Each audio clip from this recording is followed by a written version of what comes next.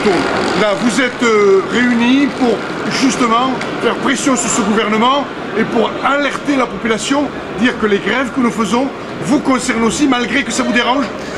Oui, effectivement, mais on n'a pas la sensation, nous, que les usagers, les voyageurs ou la population soient contre nous. Bien au contraire, on voit bien que l'opinion publique nous est largement favorable. Et puis aujourd'hui, d'ailleurs, on a la pêche. On s'est réunis devant le parvis dans un moment aussi de convivialité parce que c'est aussi ça, la grève. On est à 12 jours de grève. C'est pas évident, mais on est convaincus et déterminés que le combat est nécessaire face à ce gouvernement-là. Et puis, ça tombe bien parce qu'aujourd'hui, on s'adresse à la population à travers ce barbecue solidaire.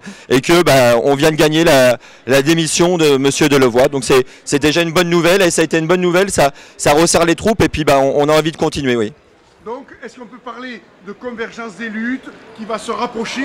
Parce qu'on entend que les routiers vont se mettre dans la danse. Si dans ce mouvement ça va les concerner, est-ce que ça risque de faire convergence des luttes? Et puis Mini mai 68 qui se prépare à l'horizon?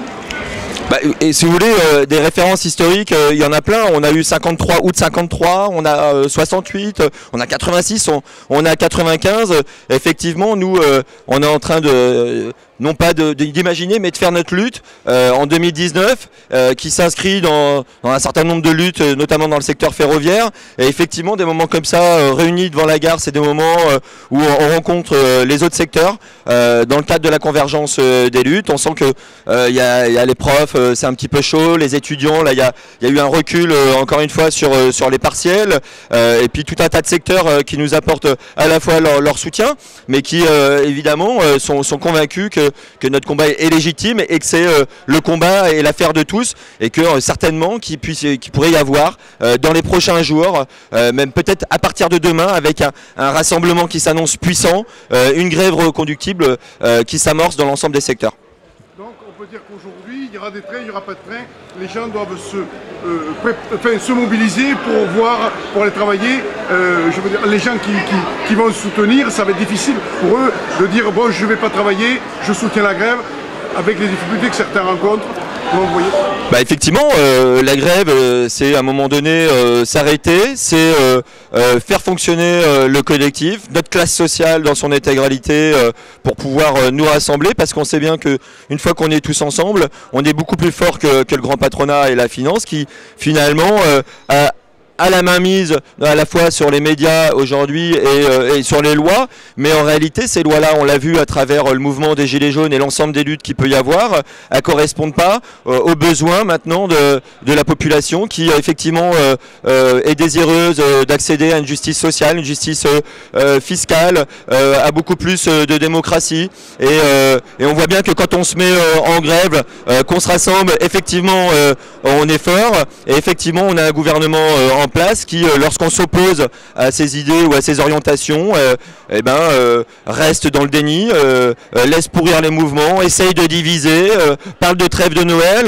Nous, on lui dit, regardez la trêve de Noël, voilà où c'est qu'on est rendu aujourd'hui, et on va amorcer quelque chose certainement d'encore plus difficile peut-être, mais à la fois déterminé.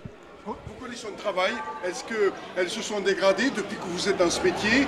Comment vous pouvez expliquer aux téléspectateurs vos conditions de travail? Est-ce que ça devient plus difficile avec, bien entendu, cette réforme de retraite qui va encore alourdir votre situation et votre départ à la retraite? Comment vous le voyez? Je crois que les situations, les conditions de vie, les conditions de travail de l'ensemble de la population se sont dégradées aujourd'hui. Ça, c'est quelque chose qui ne fait aucun doute. On a actuellement 6 millions de chômeurs, on a 9 millions de pauvres, on a une idéologie capitaliste qui vise à précariser le travail.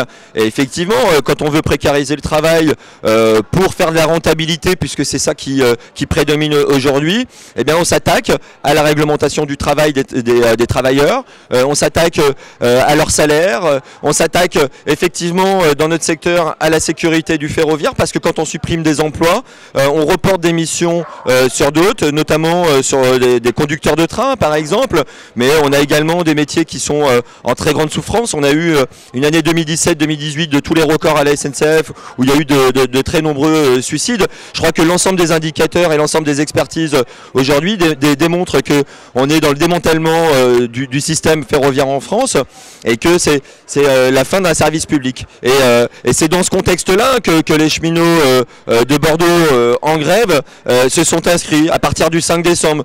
Jusqu'à aujourd'hui, là, on est le 15, 16, 17 décembre et on ne s'arrête pas parce qu'effectivement, nous, on vit des politiques capitalistes de plein fouet et que justement, le système des retraites par points qui vient créer un système individualisé à chaque personne de notre société, bah écoutez, nous on n'en veut pas et on demande le retrait total de la contre-réforme du système des retraites par points. Quel message fort vous avez envie de faire passer à nos concitoyens que vous souhaiteriez leur dire devant la situation que vous traversez et que tout le monde traverse à travers ces réformes qui vont se mettre en place? Bah écoutez, moi je pense que l'heure est certainement venue de se rassembler ensemble, tous les travailleurs, toutes les travailleuses, tous les gens précaires, les retraités, les jeunes. Je crois les étudiants, je crois qu'on le dit assez régulièrement, mais certainement qu'à un moment donné, quand on a un secteur comme nous qui est déjà en grève depuis 12 jours, eh ben, l'heure est de se dire venez voir les cheminots, allez voir vos collègues dans les entreprises, vous êtes convaincus que ce système-là, effectivement, va vous faire baisser votre pension, va allonger votre temps de travail, puisque c'est une réalité. Donc effectivement, essayez de faire grève reconductible, ou venez soutenir les cheminots, essayez de participer à la caisse de grève, à la caisse de solidarité des cheminots. Ouais, c'est un message finalement de notre camp social qui doit souder, qui doit surtout pas se diviser face à un gouvernement qui mène une politique pour un certain nombre de personnes qui n'a pas de soucis au quotidien. Merci, votre nom c'est juste... Lionel Delavaux, je suis délégué syndical. Merci Lionel Delavaux, c'est gentil à vous.